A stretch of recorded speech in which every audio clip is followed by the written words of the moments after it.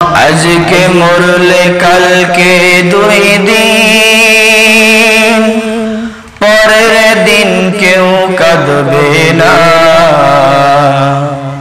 আজকে মরলে কালকে দুই দিন, পরের দিন কেউ কাঁদবে না। যাদের জন্য করছো কামাই, মরলে তারা চিনবে না। থাকতে সময় করো আমল, ঈমান করো খাঁটি, শেষ ঠিকানা তোমার আমার 3.5 হাত মাটি। ওগো শেষ ঠিকানা তোমার আমার 3.5 হাত মাটি। প্রিয় আল্লাহর বান্দারা, আমাদেরকে আল্লাহ তাআলা এই দুনিয়াতে পাঠিয়েছেন অল্প সময়ের জন্য, ক্ষণস্থায়ী। আমরা সফর করেছি রূহের জগৎ থেকে, রূহের জগৎ থেকে সফর করেছি এই দুনিয়াতে আমরা কিছু সময়ের জন্য। কোন ঘন্টা সেকেন্ড মিনিট বলা হয় নাই, দিন বছর মাস তো দূরে থাক। অনেকে আছে দুনিয়ায় আসার আগেই মায়ের গর্ভের থেকেই তার জিন্দেগি শেষ হয়ে গিয়েছে। অনেক শিশু আছে কৈশোর জীবনে আসার আগেই তার জীবনের জিন্দেগির আলো নিভে গিয়েছে। অনেক কৈশোর আছে যুবক জীবনে আসার আগেই তাদের জীবন প্রদীপ নিভে গিয়েছে। অনেক যুবক আছে বৃদ্ধ কাল আসার আগেই তাদের জীবন প্রদীপ নিভে গিয়েছে। কি গিয়েছে না? এভাবে আমরা নিজের চোখে কত মানুষকে দেখেছি, জানাজা দিয়েছি। শিশু, বৃদ্ধ, যুবক, বড়, ধনী, অট্টালিকা, গাড়িওয়ালা, বাড়িওয়ালা, বেনামাজি, নামাজি, হজকারী, বেহজি, এভাবে আমরা দেখে আসছি। এই দুনিয়াটাই এই দেখার মাঝে আমাদের পরীক্ষা। এই দেখবো আর শিখবো আর মানবো। কথা বলেন ঠিক কিনা? এই দুনিয়াটা হচ্ছে পরীক্ষার জায়গা। আর দুনিয়াও মাজরাতুল আখিরা। সকলেই আমরা জানি যে দুনিয়াটা হচ্ছে পরীক্ষার জায়গা। এখানে পরীক্ষা দিতে আমরা আসছি। প্রত্যেকটা জায়গায় আমরা শিখব। আকাশ, বাতাস, আসমান, জমিন, মানুষের মারা যাওয়া, কে ধনী কে গরিব, এই ধনী গরিবের ভিতরেও একটা পরীক্ষা আছে। আল্লাহ তাআলা এভাবে কোরআনে অসংখ্য জায়গায় বলেছেন, আমি তোমাকে অর্থ সম্পদ দিয়ে পরীক্ষা করব যে তুমি আমার উপরে আছো কিনা।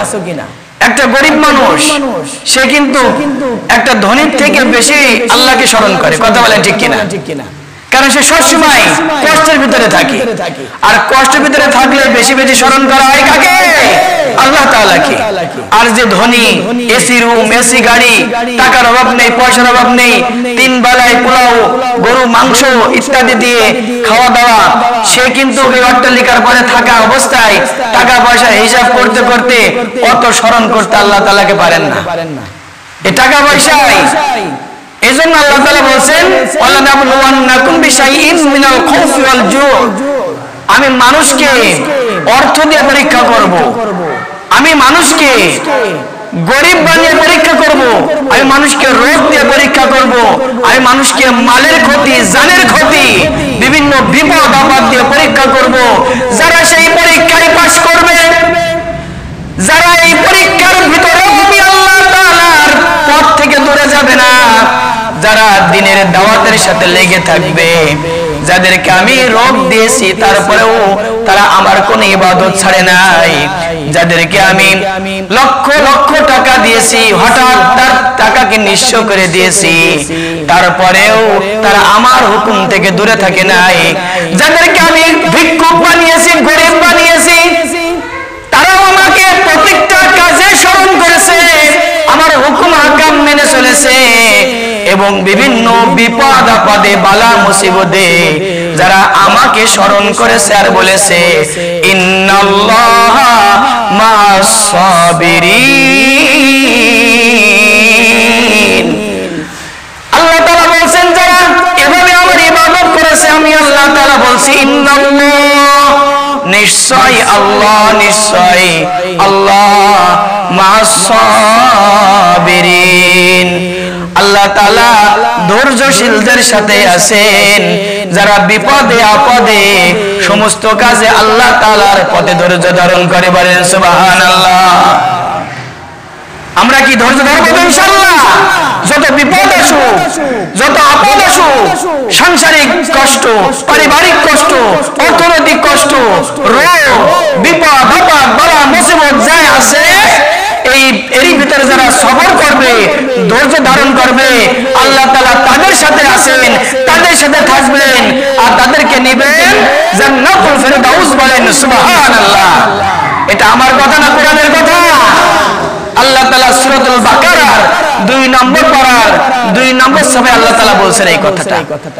তাহলে আল্লাহ যেখানে বলছেন ধৈর্যশীলদের সাথে আছেন, সেখানে আমার আপনার কোনো ভয় পাওয়ার কারণ নেই। কথা বলেন ঠিক কিনা? দিনের পথে চলতে হলে আপনাকে কাঁটাযুক্ত পথ অবলম্বন করতে হবে। আপনার পরিবার থেকে আপনার বাধা আসবে যে দিনের পথে যাওয়ার দরকার নেই, তুমি যেই কাজ করছো সেই কাজ করো। ইসলামের পথে গেলে তোমাকে জেল জুলুম অন্যায় অত্যাচার কাটতে হবে, তোমাকে পরের কটু কথা শুনতে হবে। দিনের দাওয়াত দরকার নেই, যতটুকু পারো ততটুকুই নামাজ পড়ো, যতটুকু পারো ততটুকু দান করো, অন্যকে তোমার দাওয়াত দেওয়ার দরকার নেই। কিন্তু আল্লাহ তাআলা বলছেন যারা দিনের জন্য মার খাবে, জেল জুলুম খাটবে, বাড়ি ছাড়া হবে, আমার পথে চলার জন্য যারা ক্ষণস্থায়ী দুনিয়ার আরাম আয়েশ ত্যাগ করবে, আমি আল্লাহ তাআলা ওই সমস্ত মুমিন মুত্তাকিনদের দিনের জন্য, তাদের জানের জন্য আমি মুমিনদের জানকে জান্নাতের বিনিময়ে ক্রয় করে নিয়েছি। বলেন সুবহানাল্লাহ। ইন্নাল্লাহা আশতারা মিনাল মুমিনিনা আনফুসাহুম ওয়া আমওয়ালাহুম বিআন্না লাহুমুল জান্নাহ। সূরাতুত তাওবা 11 নম্বর পারা 3 নম্বর সূরায় আল্লাহ তাআলা বলছেন, ও মুমিনরা, ও মুমিনরা, ও মুমিন মুত্তাকিন ইমানদারেরা, আমি আল্লাহ রাব্বুল আলামিন তোমাদের মুমিন, তোমাদের জীবনকে, তোমাদের জীবনকে, তোমাদের হায়াতকে আমি আল্লাহ তাআলা কিনে নিয়েছি জান্নাতের বিনিময়ে। বলেন সুবহানাল্লাহ। আমাদের কি ভয় পাওয়ার আর কোনো কথা আছে নাকি? মুমিনদের যারা ঈমান এনেছে, মুমিন আল্লাহকে ভয় করে, সমস্ত কাজে কর্মে আল্লাহর হুকুম আহকাম, পারিবারিক, রাজনৈতিক, ব্যবসা বাণিজ্য, দিনের দাওয়াতে যারা আল্লাহ তাআলার হুকুম মেনে চলে, তারাই মুমিন, তারাই মুত্তাকিন। আর মুমিনদের জীবনকে আল্লাহ তাআলা কিনে নিয়েছেন কিসের বিনিময়ে? কিসের বিনিময়ে বললাম? জান্নাতের বিনিময়ে। একটু জোরে বলবেন না সুবহানাল্লাহ। জান্নাতের বিনিময়ে আল্লাহ তাআলা কিনে নিয়েছেন।